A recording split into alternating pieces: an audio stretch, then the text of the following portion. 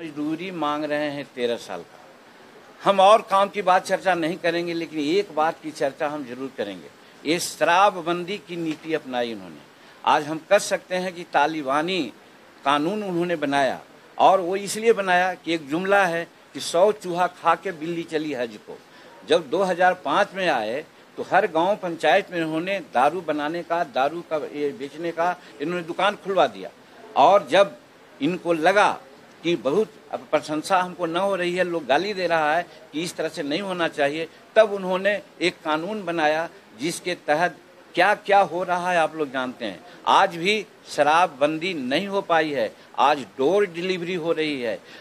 और दूसरा तुरा इसका ये है साइड कि 1,70,000 के आसपास गरीब लोगों पर ये शराब के संबंधित केस मुकदमा हुआ है, और उसमें लगभग 1,30,000 लोग जेल जा चुके हैं या जेल में हैं। इसको कहवाते हैं हमारे शेड्यूल कास्ट नेताओं से, माननीय नीतीश कुमार, कि बताओ जब यहाँ 42,000 जेल में रहने का कैपेसिटी है तो 1,30,000 कैसे गए। कितना दूसरों को भरमाते हैं और कितना दूसरे को बुद्धू समझते हैं माननीय नीतीश कुमार। इसी से कह सकते हैं, अरे भाई 1,30,000 जिन पर आपने मुकदमा किया, 1,70,000 पर, उन लोग जेल जा चुके हैं, आ चुके हैं। जिनको बेल लेने की सलाहियत थी बेल लेके आए हैं, जिसको बेल लेने की सलाहियत नहीं है अभी भी जेल में है। यानी 1,30,000 लोग गया। वो कौन लोग थे? सब गरीब लोग, मजदूर लोग।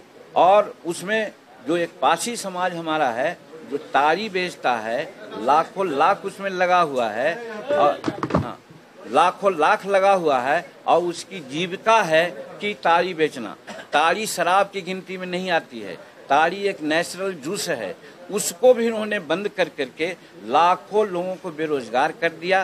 तो ये दोनों पॉइंट से हमारे दिमाग में बनती है कि यदि हमारी सरकार आवेगी। अब इसका एक पक्ष और है कि जो बड़े बड़े तस्कर हैं, माफिया हैं, शराब माफिया, उनका बल्ले बल्ले हो रहा है। और जो शराब बिकती है, सभी शराब विषैला बिक रही है, इसलिए कि शराब बाहर से आती है। जिस दूसरे राज्यों में जहां बंद है या न है, उससे शराब आती है, और वो शराब में हमारे बच्चे बच्चियां भी लग गए हैं।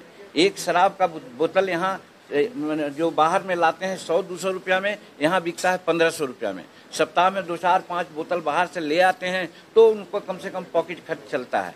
इसी प्रकार से पब्लिक मनी यानी जनता का पॉकेट ढीला हो रहा है, और साथ साथ जो सरकार का पॉकेट है वो 5,000 करोड़ रुपया की क्षति हो रही है। और दूसरी बात है कि विषैला शराब काफ़ी व्याप्त हो गया है, जिससे बहुत लोग मर भी रहे हैं। तो कहने का मतलब गरीबों को जेल देना, गरीबों को केस में फंसा देना, और गरीबों को एडल्टरेटेड शराब पिला करके मारने का उद्देश्य इनकी शराब नीति है।